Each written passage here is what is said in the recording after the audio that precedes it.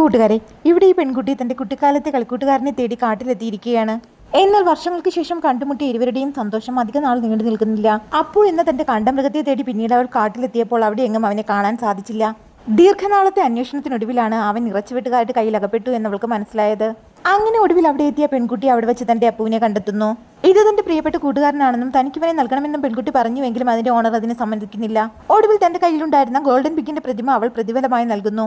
ഇത്രയും വില കൂടിയ ഒരു സാധനം ഒറിജിനൽ ആണോ എന്ന് പരിശോധിച്ച ശേഷം അവർ അപ്പുവിനെ അവളോടൊപ്പം അയക്കുന്നു. സന്തോഷത്തോടെ മുന്നോട്ട് പോയി അവർക്ക് പിന്നാലെ അവിടെ കൂട്ടിലടക്കപ്പെട്ട ധാരാളം മൃഗങ്ങളും അവരോട് തങ്ങളെ രക്ഷിക്കണമേ എന്ന് യാചിക്കുകയായിരുന്നു. ഇതിനിടയിൽ കൂട്ടത്തിലൊരു അച്ഛനും അമ്മയും ആരും അറിയാതെ തന്റെ കുഞ്ഞിനെ കമ്പികൾക്കിടയിലൂടെ പുറത്തേക്ക് തള്ളിയിടുന്നു. അപ്പുവിനോടൊപ്പം തന്നെ ആ കുട്ടിയെ കൂടി രക്ഷപ്പെടുത്താനാണെന്ന് അവൾക്കപ്പോൾ മനസ്സിലായി. ശബ്ദം കേട്ട് സെക്യൂരിറ്റി സ്റ്റാഫ് തിരിഞ്ഞു നോക്കിയെങ്കിലും അവർക്ക് ഒന്നും തന്നെ കാണാൻ സാധിച്ചില്ല. എന്നാൽ യഥാർത്ഥത്തിൽ അപ്പുവിന്റെ വായയ്ക്കുള്ളിൽ ആ കുഞ്ഞ് സുരക്ഷിതനായി ഇരിപ്പുണ്ടായിരുന്നു. മറ്റു മൃഗങ്ങളെയൊന്നും രക്ഷിക്കാൻ സാധിക്കാത്തതിൽ വളരെ വേദനയോടെ കണ്ണുനീർ പൊഴിച്ചുകൊണ്ടാണ് അവൾ അവിടെ നിന്നും തന്റെ അപ്പുവിനോടൊപ്പം മടങ്ങുന്നത്.